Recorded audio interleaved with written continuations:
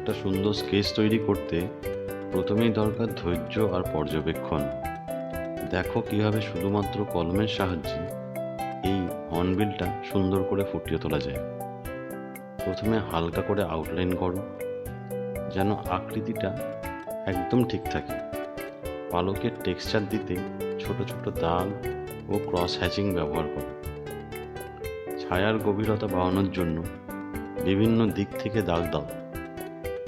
শিল্পের আসল সৌন্দর্য লুকিয়ে আছে অনুশীলনের মধ্যে, তাই প্রতিদিন একটু একটু করে আঁকো, দক্ষতা এমনিতেই বাড়বে। শিখতে থাকো, আঁকতে থাকো, একদিন তোমার শিল্প অন্যদের অনুপ্রেরণা দেবে।